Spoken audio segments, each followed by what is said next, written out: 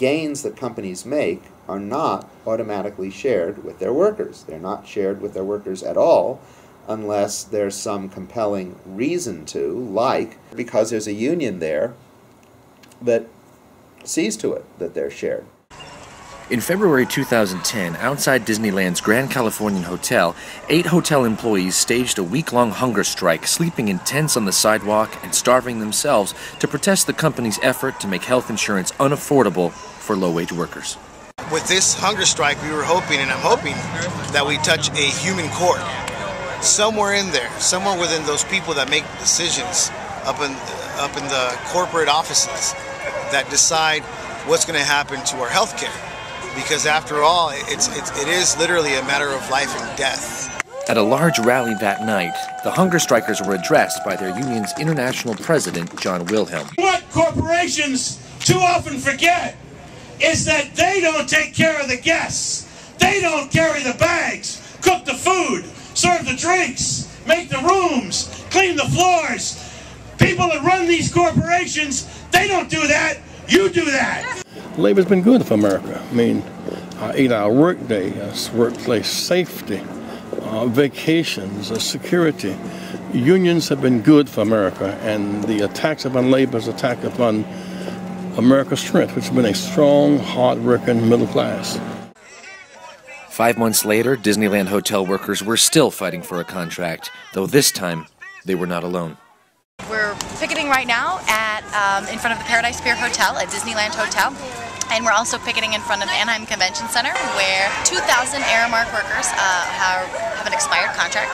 The Aramark employees joined a river of mostly immigrant workers stretching farther than the eye could see. Disney wants to make healthcare unaffordable for about 2,000 low-wage workers, and obviously we're saying enough is enough. We've been saying enough is enough, but today is a sort of extra special day because these Aramark workers and the Anaheim other hotel workers here in Anaheim that have been fighting in solidarity, they've been fighting alongside these Disney workers for 2.5 years. Now their contracts are up, and they say we don't want the fight, we don't want the picket lines, we don't want the walkouts, we don't want the hunger strikes that Disney workers have had to go through.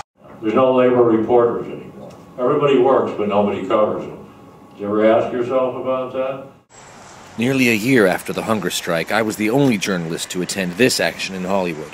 We're going to give Disney back their toys because they don't mean as much to us as they used to. Hopefully we'll prompt them to do the right thing, which is to not put all our families in the jeopardy that they are doing. What's your name? And how old are you? 4. What do you have there? What's that? It's duck. Yeah, it's a duck. It's Donald Duck. And what are you going to do with Donald Duck today?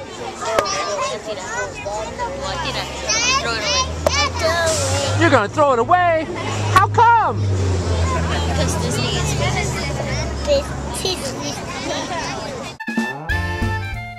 Julissa and a couple dozen other children of Disney workers hurled their toys at the feet of the mouse in a stinging rebuke of corporate greed.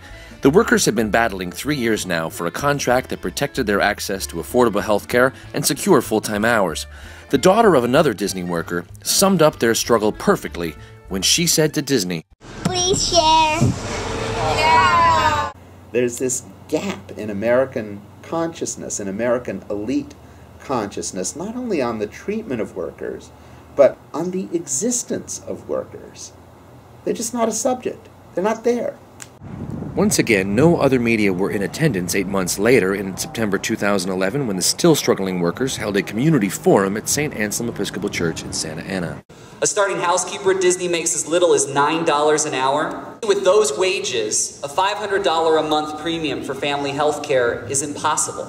Here, Steve Braca, head banquet captain at the Disneyland Hotel, describes Disney's efforts to alter worker schedules. What I'm looking at is maybe possibly this Christmas losing my full-time and losing my seniority. And if I lose it, where my seniority is, everybody in all 3 hotels will lose their seniority. And Disney will be able to schedule us however they want. And with that, I can tell you for me personally, and I'll lose my house. I know it for a fact. Unite Here Local 11 President Tom Walsh urged the workers and their families to hang tough. We're going to continue fighting them until we win a fair contract for Disney workers. The workers held out just over 2 months more when the fight suddenly ended.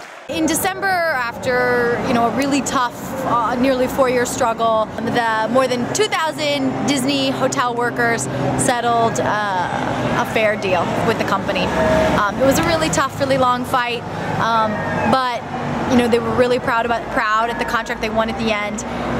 Workers won a raise, they won the very important affordable health care. The result was a compromise. It's not like the workers won everything, but it was a compromise that protected the health care for the present workforce, and in particular, for present and future employees, protected the full-time work week. That's really the key to it.